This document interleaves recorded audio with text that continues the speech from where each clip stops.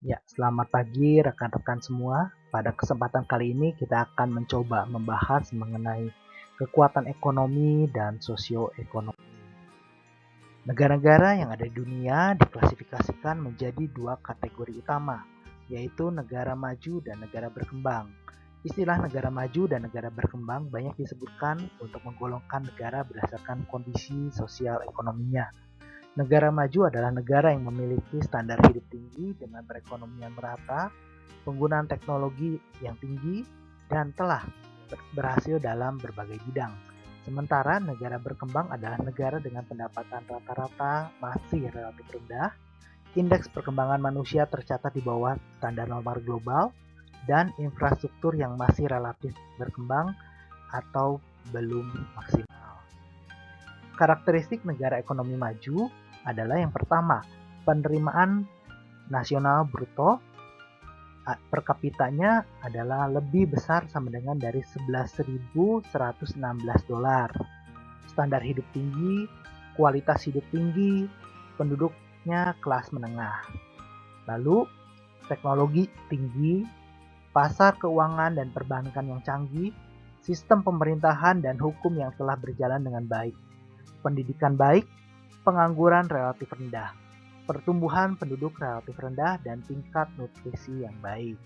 Sedangkan karakteristik negara ekonomi berkembang adalah PNB per kapitanya lebih kecil dari 11.116 dolar, distribusi pendapatan tidak merata, dualisme teknologi, dualisme regional, pengangguran relatif tinggi, pertumbuhan penduduk tinggi, pendidikan yang kurang memadai, tingkat nutrisi yang tidak begitu baik, ketidakstabilan politik, fasilitas perbankan yang tidak memadai. Klasifikasi dari PNB per kapita. Untuk pendapatan rendah, ini kurang dari atau sama dengan 905 dolar.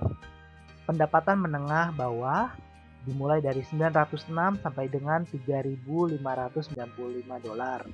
Pendapatan menengah atas 3.596 dolar sampai dengan 11.115 dolar. Dan pendapatan tingginya lebih besar atau sama dengan 11.116 dolar.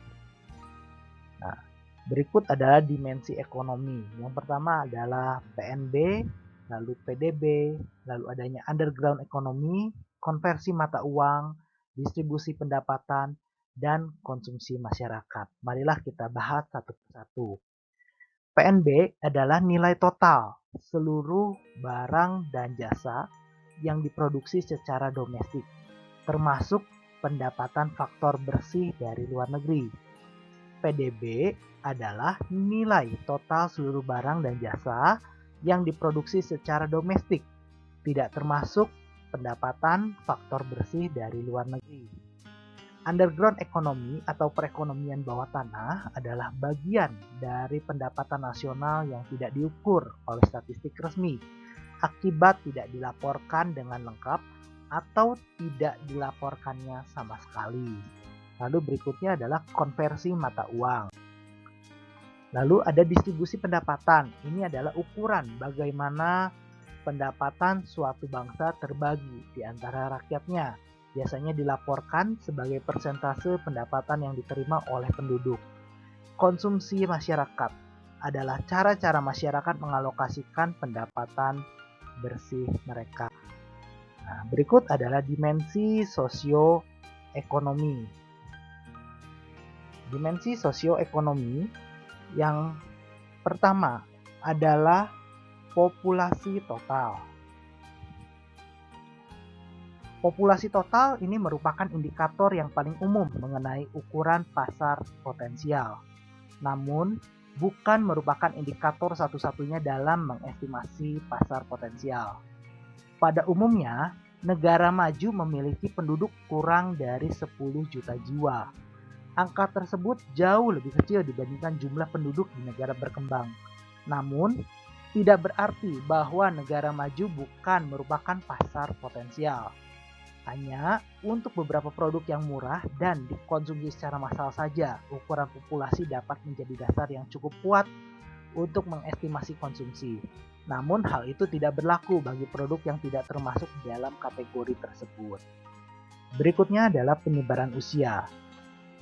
Karena hanya sedikit produk yang dibeli oleh setiap orang, maka para agen pemasaran harus mengidentifikasikan segmen-segmen dari populasi yang lebih mungkin akan membeli barang-barang mereka. Pada umumnya, tingkat kelahiran dan kesuburan di negara berkembang lebih tinggi daripada negara maju.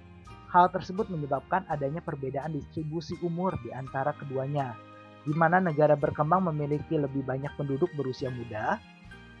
Bagi para pelaku bisnis, hal ini berarti di negara maju akan ada penurunan dalam permintaan terhadap produk-produk yang dibeli oleh dan untuk anak-anak. Tetapi peningkatan dan dalam permintaan akan produk-produk perawatan medis, pariwisata, dan jasa-jasa keuangan. Perusahaan-perusahaan di negara maju yang menghadapi penurunan permintaan akan produk-produk mereka harus mencari kenaikan penjualan di negara berkembang, di mana distribusi umur adalah sebaliknya. Berikutnya adalah kepadatan dan persebaran penduduk. Kepadatan penduduk adalah suatu ukuran jumlah penduduk per wilayah, per kilometer persegi atau per mil persegi. Negara-negara berpenduduk padat cenderung membuat distribusi dan komunikasi produk menjadi lebih sederhana dan lebih murah dibandingkan dengan di negara-negara yang kepadatan penduduknya rendah. Namun, perkiraan tersebut harus didukung dengan bagaimana penduduk terdistribusikan. Distribusi penduduk adalah suatu ukuran mengenai bagaimana penduduk terdistribusi dari pedesaan sampai ke perkotaan. Hal yang dapat mengubah distribusi penduduk adalah perpindahan dari desa ke kota. Hal ini banyak terjadi di negara berkembang karena orang pindah ke perkotaan untuk mencari upah yang lebih tinggi dan hidup yang relatif lebih nyaman. Perpindahan ini sangat penting bagi para agen pemasaran karena penduduk kota yang kurang mampu memenuhi kebutuhannya sendiri dibandingkan dengan orang-orang yang tinggal di kawasan pedesaan, ini harus memasuki perekonomian pasar. Demikian pokok bahasan kita pada hari ini. Sekian dan terima kasih.